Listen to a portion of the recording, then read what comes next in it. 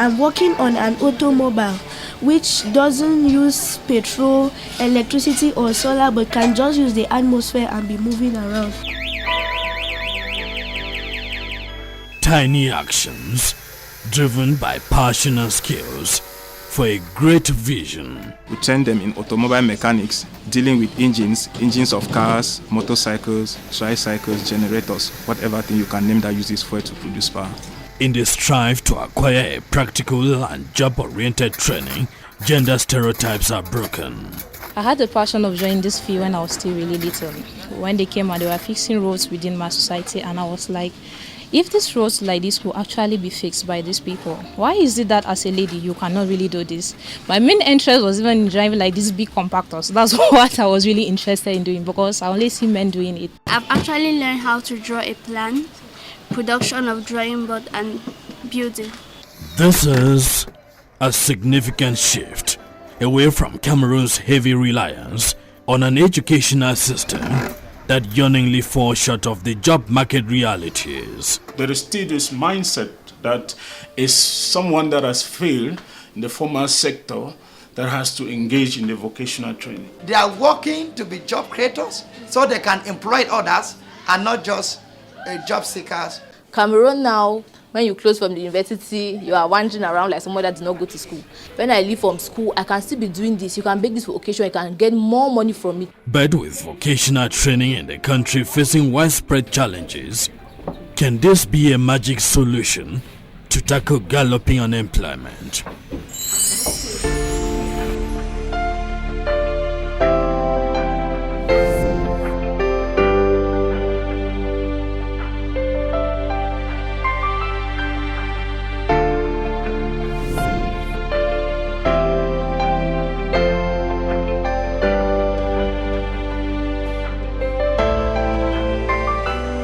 In major towns, cities and villages in Cameroon, education, from a historical standpoint, is built around acquiring theoretical knowledge and little about solving practical and daily problems. Such a system has generated millions of graduates scrambling for limited government-paid jobs, and the outcome is mounting structural unemployment. Education shouldn't be for the sake of it. Education is to solve our problems. And that is where we are heading to. You shouldn't go to school and become a problem. You should go to school and solve a societal problem.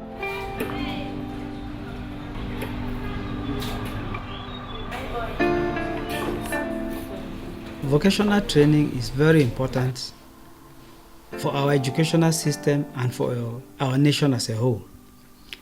Because vocational training trains craftsmen, technicians at the intermediary level. And those are the people who have to develop the country for us. We cannot concentrate on training people who simply have big heads without big minds. So vocational training gives us people with big minds and they do big things. And that solves a lot of problems for the country. Because we have unemployment, which is a problem worldwide, being tackled by vocational training.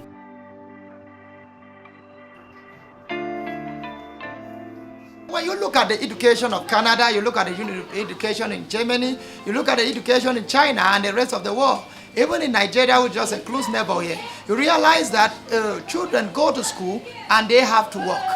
With this ideology, children are already creating jobs while going to school. So they have a mindset of entrepreneurs. They are working to be job creators so they can employ others and not just job seekers. We want to create a system of training the children how they can install subthermal energy plants. Where you have small rivers, we can install a solar plant that can solve the immediate problem of light for that community.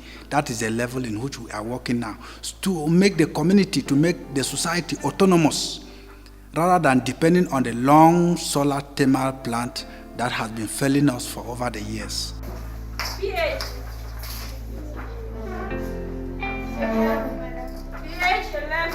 But the trend is changing, with emphasis being tilted to towards vocational training. We're taking practicals on acids and base. We're using bitter leaf and limes to taste for acids and base. Precisely, we're tasting for acids in limes and tasting for base in bitter leaf using our litmus paper. You know, limes, some of us we consume, some we use it to react on our skins. We use it in producing products which we use on our skin. We cannot just react anything on our skin without knowing its pH and its acidic content. For the soap production, we know that from theory is the reaction of an ester with sodium hydroxide and alkaline. So that's the basic equation that we use for saponification. Yes. And from that theory now, and for the soap, if you are talking about black soap, you can add other nutrients that are actually necessary for skincare. For example, we have sulfur, we have various essential oils that are essential for the body. So we'll add them into the soap and we have a good soap. This is skin glow oil, meaning when you add it to your rubbing oil and you rub on your body, your skin kind of glows.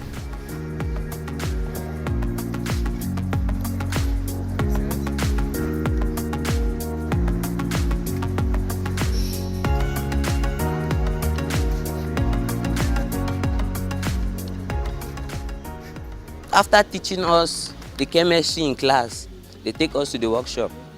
So you see, it's more easier for us to put it into our brains because we already know the theory while in class.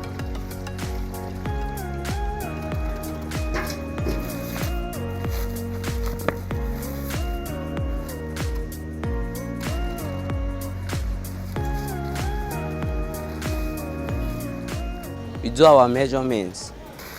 Yes, and then we mix with water. Water have been measured in a ratio.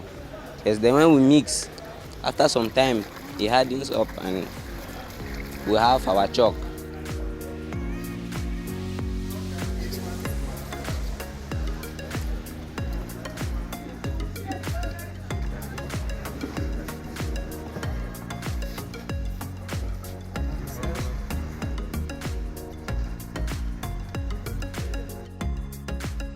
The chalk that we have in stores, most of them, if you drop them to the ground, they will break. But this chalk, it does not break.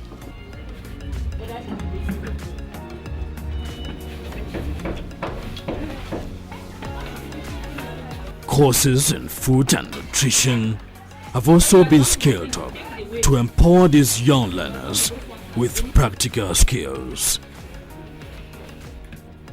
Each Saturday we produce a new thing. Like today we're doing pastries and we commonly call it fish pie. We add more fish and do no sugar. We don't put a lot of sugar because many people out there are diabetic and they don't need sugar in their systems. And now many people are reducing the intake of sugar in their systems because in the long run it affects us. So we use a little bit of salt because salt is really, really natural. The fish now that we add more, it is protein. All of us here are children. We need protein intake in our system to be able to grow more for repair of tissues, damaged tissues, and to look healthy as well. So that's why we reduce the carrot, even though we put carrot inside, yes, but we increase fish. And we also include carrot in it so that what? Carrot contains vitamin A.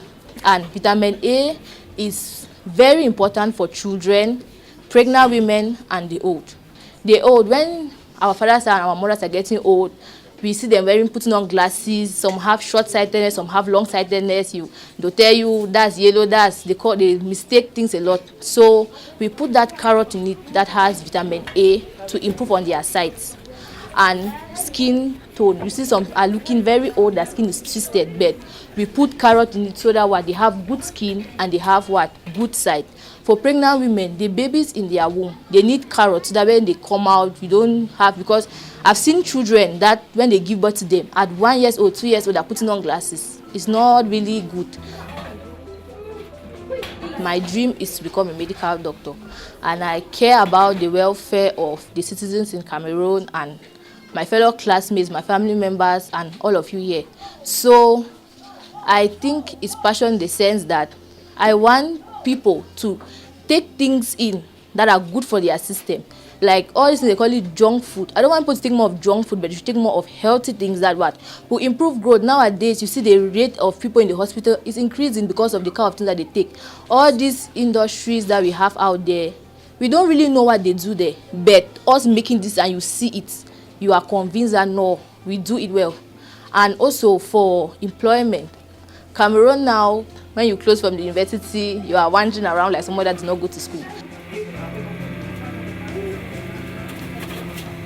We direct and they do most often, because you can only train somebody if the person is able to do. You see the person practicing the skills. That's when the training, we can say that we have trained somebody.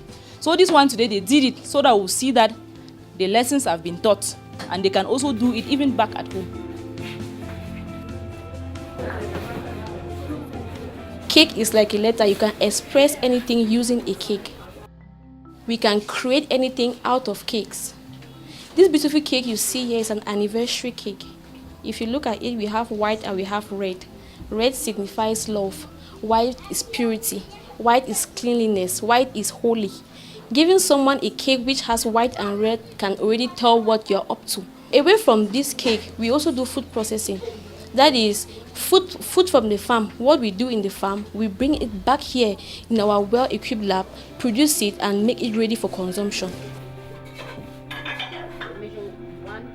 Most of the times, food we buy in the market, maybe they process them for too long. Something like cassava, the more it ferments, the more it's dangerous to our system. The more it stays in water, the more it's dangerous. But when now we discover that problem, we look for a solution in such a way that it will not be giving his cells to the world at large. Because most of the time when we get to the hospital, we keep hearing of his cells, keep hearing of, that's because of the way they process the food.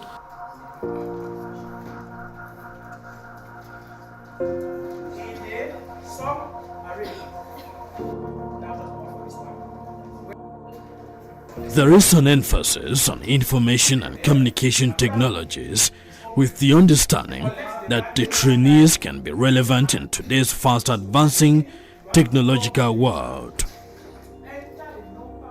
The general notion is to know how to arrange things in life in order. That is the introductory part of this lesson, to make you to understand that in life there are different types of data that exist. You have the numerical types of data, you have the pictorial types, you have the texts, and those specific data types must be arranged in order to facilitate the searching purposes, the deleting purposes, and the update purposes. Because when you combine different types of data in just one container, it becomes difficult for the computer to search in that particular mixture. So this particular topic permits you to be able to isolate different types of data in different structures. A grandmother in the village, for example, based on her situation in the village, there is some minimum kind of organization even in her kitchen. For example, you will not mix maybe beans and corn maybe in one bag, for example. It teaches you the notion of division of items in particular sequences to facilitate the manner in which you will get them.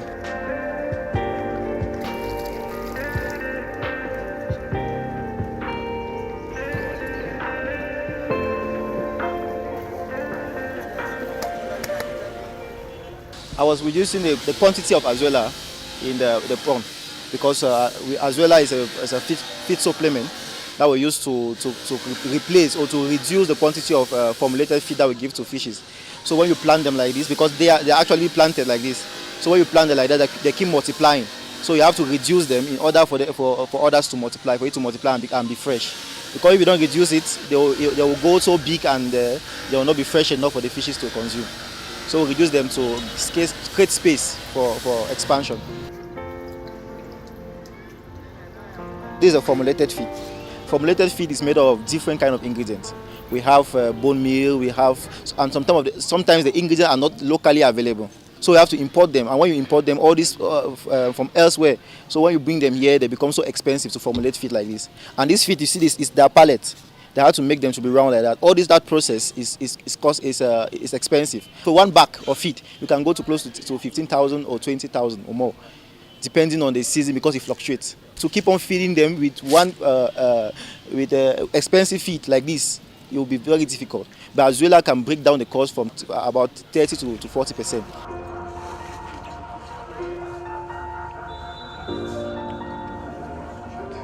Modern agricultural techniques for greater productivity have also been instituted. When you take the seed and plant, it will take a longer time. So crop breeders adapt a means to graft a plant. They bring a scion, a small part of a desirable plant with the characteristics. It can be by the size, the quality, taste. Then you attach it to the rootstock. Another one, what we call rootstock, is a plant that you have just potted in the polythene paper to grow. And then you attach it to grow. Some people face difficulties to climb on very tall trees. They can fall there. But when you see grafted plants, they are just like shrubs, but they are bearing. Grafting is a method of planting that when we take another plant, we can join with another plant so that it can grow and reduce the bearing process. That it can take shorter time to bear. You cannot take pear and graft with any other fruit like orange or guava. When you plant a pear tree, for example, it can take at least 3 years before it starts bearing. But if it's a grafted plant, at least 1 year and a few months you start bearing. That can help you to sell and bring income.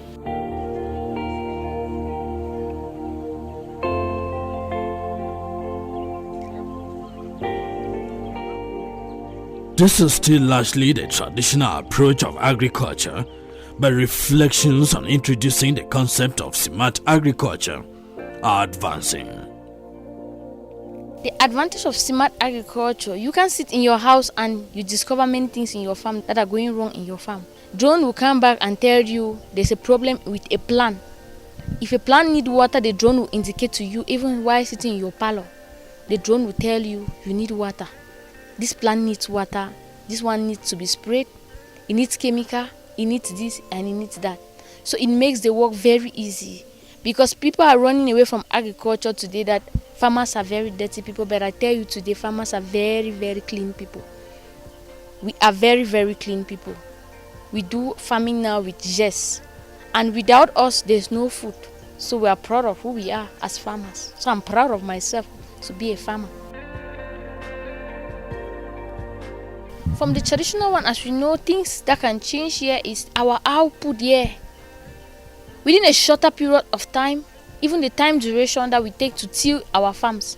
Using our machines now, we take a period of 30 minutes, you can till a hectare with a machine, rather than using that fructose, because for fructose you take longer duration, like days before you till even a hectare with fructose.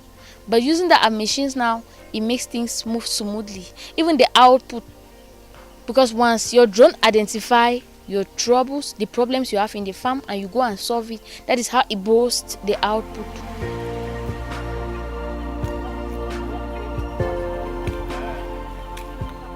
Now we are looking at technology in the farm. We are looking at greenhouses. We are looking at use of drones to apply fertilizer and herbicide and other like. We are looking at automated farming, what we call the Internet of Things. In a way that somebody sits just in your setting a computer or server somewhere that monitors your crop and is able to tell you that the crop is hungry, it needs water, it needs fertilizer, it needs this, and it happens automatically in the farm. This is a solar energy driven approach to tackle the problem of limited electricity many localities in the country are facing today. These students are trained to be able to do energy generation. That is, if there is a waterfall in your community, they can actually harness the power of the waterfall to generate electricity. These students are capable of harnessing the power of the sun using solar panels to generate electricity. They are also able to harness other sources of energy like animal waste for the generation of electricity, but it goes beyond just generation. they are also being drilled in the distribution of this energy and in their transmission. So it starts from the production to where it gets to the final user. Just with sun, you have few connections, and there those people already have electricity. And this electricity, I would say it's not really harmful to the people, because they don't need to do with all these other technical stuffs where you see maybe with small connection, there's a spark here and there, but with that, I don't think there's really great harm to the people. We have carried out many research, and in most towns, energy is cut off. Workers cannot really penetrate in this to do repairs. Now, how does the people in these communities survive? Energy has to be in their hands, and we can't think of any other best way than using renewable energy.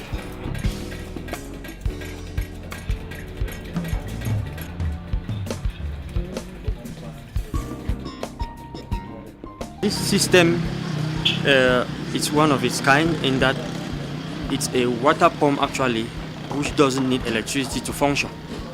It works with rivers and streams. And what it does is it takes 90% of the water that goes into it to send 10% to whatever height you want. It just uses part of the water to build pressure in a tank and uses that same pressure to pump a portion of it to a higher elevation. So it's designed for agriculture and designed for specifically streams. It does not work with well. A lot of people think that when you talk about renewable energy, you are just talking about solar installations. It has to do with high energy environmental energy. And so this manual water pump here is coming in to help us to pump water from either shallow wells or deep wells in rural areas where they are not able to have electricity, to pump water maybe into their tanks or into their farms, or to carry water into their buckets, just like we demonstrated here.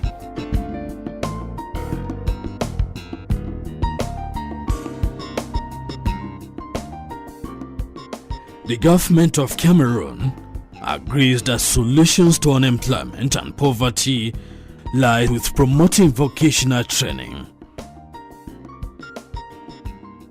The government of Cameroon is not sleeping, because from the Rural Artisanal Training Center, SARSMs, that constituted the Ministry of Employment and Vocational Training, the government has moved to trade training centers, reforming those centers, because those centers in those days were just found in the villages, in the rural areas, to train children who were not able to continue the normal regular schooling, to have skills to perform in the society anyhow.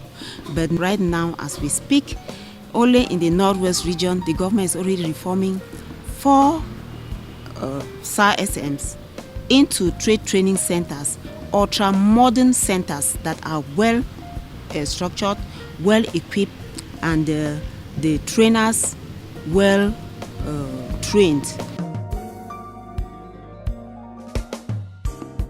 When you take a child in a technical school, many of them come out as plumbers already. Some come out as civil engineering technicians. Some come out as refrigeration repairers. So we have people who come out already doing something. Even though in the past it served not a very good purpose for us, because when children started making money early, they did not see any reason to further their education. But today it has changed. And even in the Ministry of Secondary Education today, we see in the Northwest there is a shift from general education to technical education. So many more of our schools are seeing more children in the technical schools than in the general schools, meaning that there is a global understanding at the level of the region with the parents and stakeholders. Yet vocational training still faces numerous financial and technical challenges. Our training has the challenge of practice, and so workshops are not very well equipped. We don't have a lot of industries around where children can gain experience, so we need equipment. Of course, we know the budgetary constraints in the nation. Being a third world country, we should understand that budget is not as easy as that. and there are too many demands. So that is a problem that the ministry is handling. If you look at the training equipment, you still see that there's still a big gap, which is something we believe the government can do. Also in terms of infrastructure, the numbers are getting big and the space that we are using is quite small. And we believe it's something that the government can also come in to do that. Today, we destroy to develop, but we want to bring in a conception where we should develop without destroying. For example, when you come to Upstation Bamenda, you will see very beautiful houses. They will not take into consideration on how those houses will serve the population in 20, 30 years to come. When you go to Europe, Europe has not been destroyed for close to a couple of years because it was well planned ahead of time. How should we manage the overgrown or the excess population that will still live in the Northwest on the same land, on the same site? That is what we put in the mind of the children. We want to bring up architects that should take into consideration in their town planning all these irregularities that they are witnessing, then coming in to solve as a problem and proposing to the powers that be that this is the solution we have and this is what we can do. Those are the expertise we are transferring to the children. Analysts argue that greater technical and financial support to government and private initiatives in the domain of vocational training could help drift Cameroon's educational system towards the acquisition of relevant skills for self-employment.